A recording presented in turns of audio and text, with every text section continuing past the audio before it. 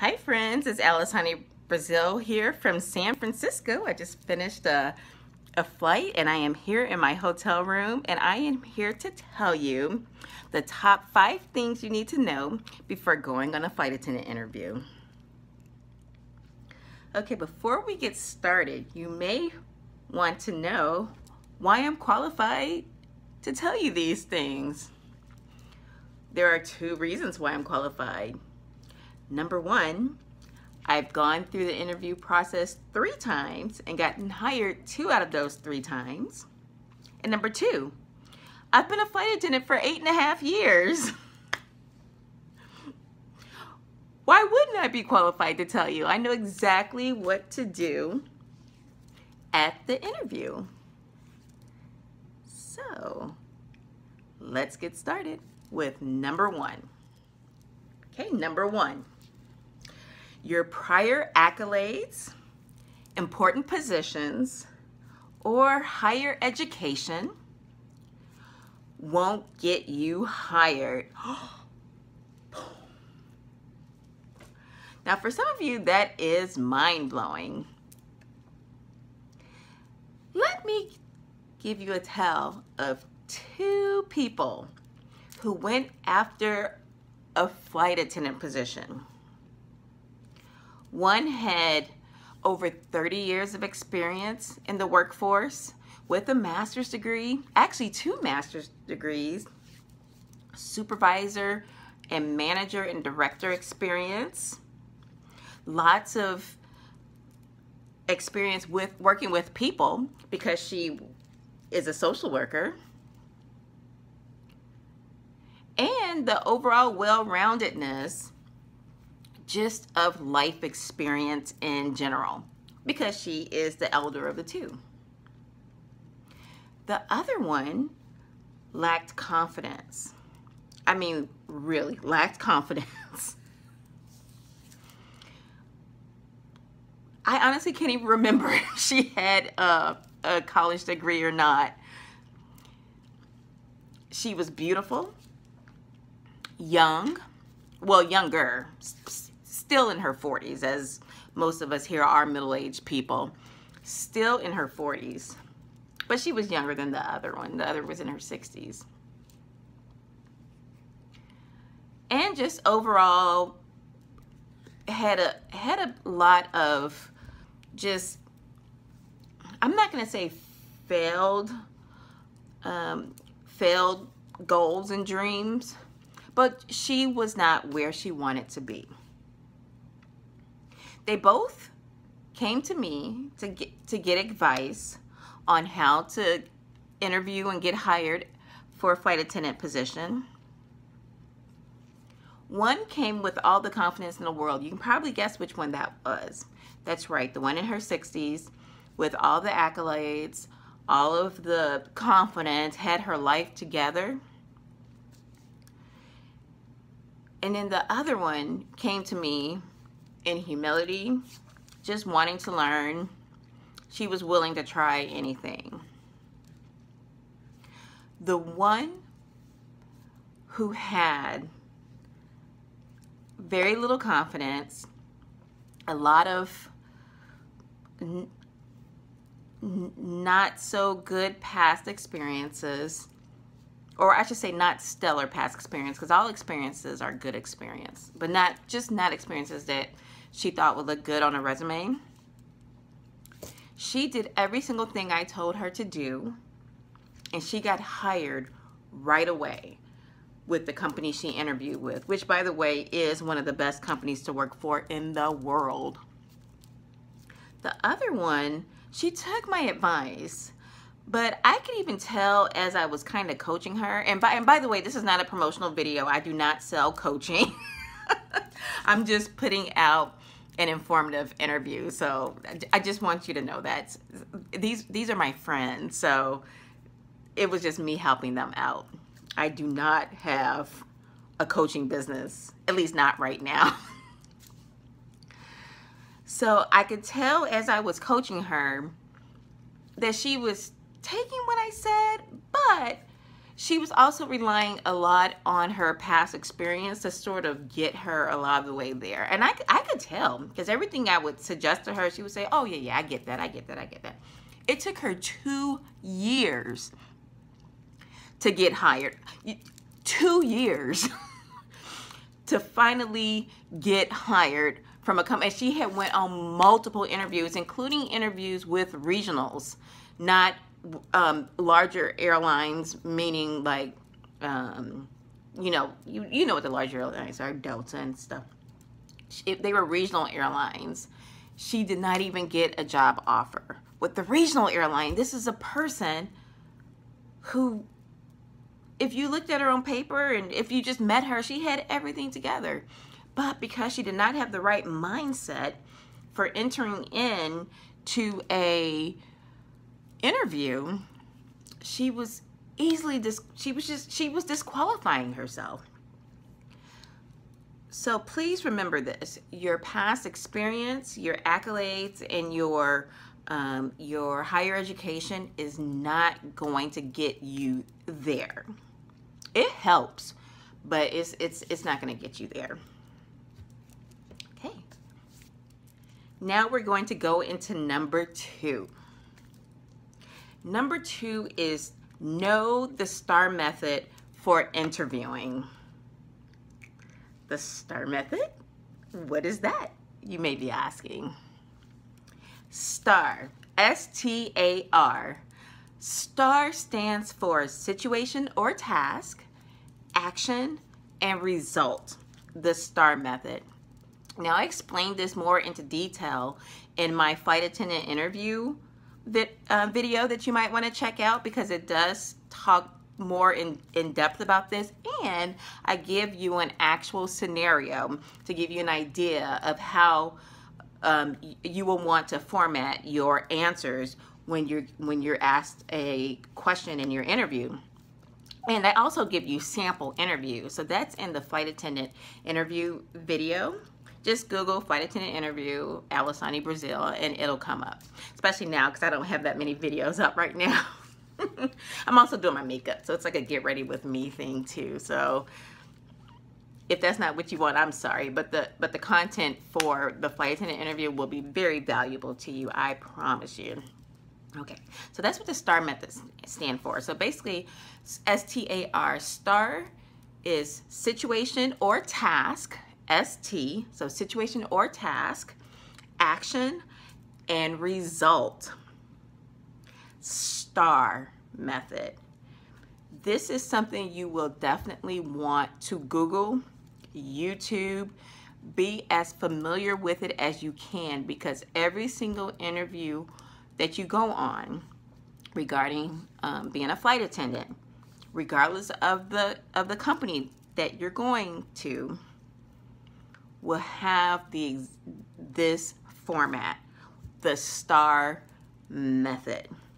Now, there's one big airline that's known for the STAR method, where you know when you go there, you do things in the STAR method. That's Delta. But I will tell you this, I have been on 3 interviews, and all 3 of them, all 3 interviews, the questions were asked in the same format, in the STAR method. Familiarize yourself with this. Watch YouTubes on examples of answering questions in the STAR method. I give a real life example in my flight attendant interview video. I give a real life example. It's regarding, well, I'll go ahead and give you the question. The question is, give an example of working with a difficult employee. That's a common question that's asked in flight attendant interviews. And then you will answer it in the STAR method, and I give an actual scenario. It's not a, I mean, it could be a real scenario. I made it up, but it is in the format. Situation, task, action, result. Okay. If you want to stop right now and head over to that video, it's Get Ready With Me. So GRWM. Flight attendant interview. I highly recommend that video for this. And That's all I'm going to say about that. There's more info in there. Okay. The third thing you want to know, and please listen to me closely when I say this. Please, please, please. I know that in your family, you're the brightest star on the planet. I get it. I know that amongst your friends, you're the person with the most confidence, the one voted most, or how they call it, most likely to succeed, most likely to be president, most likely to be a billionaire. In the flight attendant world, listen to this number.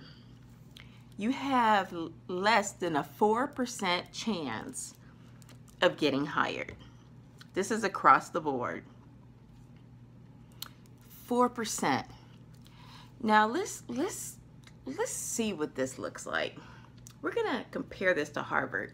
Some of you may have already read an article that Delta put out that it's easier to get into Harvard than to get into Delta. That's true, because to get into Harvard, you have about a 5-point-something% chance of getting in. Let that sink in.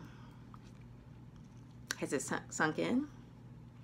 The reason why that number is important, it kind of goes back to the first thing you ought to know is that your previous accolades, blah, blah, blah, blah, blah, won't get you hired. It's because there are so many people trying to become a flight attendant. I mean, for some people, it's been their lifelong dream. For some people, it's their second career dream. I mean, we're talking in the hundreds and hundreds and hundreds of thousands. You got to imagine, in those hundreds and hundreds and hundreds of thousands, there are a lot of people that have just as much, if not more, accolades, degrees, past experience as you. And that's the reason why you can't rely on that. So I hope this is bringing it all together. That 4% number for me, when I went on my first interview, I got hired. It was at a regional airline, and I'm so grateful for the experience. I was there for 2 years. Knowing that number shifted my mindset and put me into a mindset of humility and really wanting to learn the process of interviewing and just learn what it means to be a flight attendant in and of itself before going to my first interview. So I'm gonna give you a moment to sink in. To let that sink in. I'll be right back. All right, did that sink in? Good, because now we're going to number 4. Number 4 is age doesn't matter. Age doesn't matter. So when I gave you the scenario back at number 1 of the 2 women, and one was in her 60s and one was in her 40s, I bet many of you watching this probably thought that the reason why she didn't end up getting hired was because of her age. She's in her 60s. No. Nope, nope, nope. I have worked for 2 airlines as a flight attendant, gone through 2 trainings, and I started in my mid-30s. And when I tell you that not only was I not the oldest in the class both times, I don't even think I was in the middle. I think there were literally some people that were in their late 60s, possibly 70s, I don't know, but I know for a fact in their 60s. And not like 1 or 2 of them. It was quite a bit. So age doesn't matter. Age used to matter. I'll tell you what else doesn't matter. Age doesn't matter. Of course, we know gender doesn't matter, but even size really doesn't matter a whole lot too. Now, if you are, for instance, you have to be able to get through the window, meaning the exit window, without touching the sides. But when I tell you that I worked with some girls that were not what you would expect when you think about a flight attendant. I mean, they were very curvy, very voluptuous, and not like, I'm not talking about the 200-pound voluptuous. I'm talking about way above that. If you're over 200 pounds, just so you know, you're good. You are good. If you're 500, you know, that's something different. You won't be able to fit through the door, and that's just on me being honest. But you know, for the most part, size really doesn't matter. So let that give you hope. If it's something you want to do, you do want to you know, have energy, because this job does require a lot of energy. So if energy is an issue, you know, maybe start doing stuff to get your energy up. But size does not matter. And then I'm gonna go back. I focus so much on size. we'll call size 4.5. So we'll go back to age. Age doesn't matter, and size doesn't matter. We just tag that on just for a little bonus. So have hope, my friends. Have hope. Okay, and then number 5. Number 5, you guys. So many people have what on their bodies nowadays? If you answer tattoos, you are correct. If you want to be a flight attendant, you can have tattoos. They just can't be visible when you're in uniform. So when you're working in uniform, all tattoos have to be covered up. So, you know, if you have beautiful tattoos all along your arms, I'm really high up here. I'm trying to show my, whatever. If you have beautiful, gorgeous tattoos all along your arms, all along your legs, just make sure they can't be seen. So if you're a male, you know, you wear some pants, you wear a long sleeve shirt. If you have it on your hand, there is makeup for that, and I have worked with people who have used that makeup, and it was effective because I did not know that they had tattoos.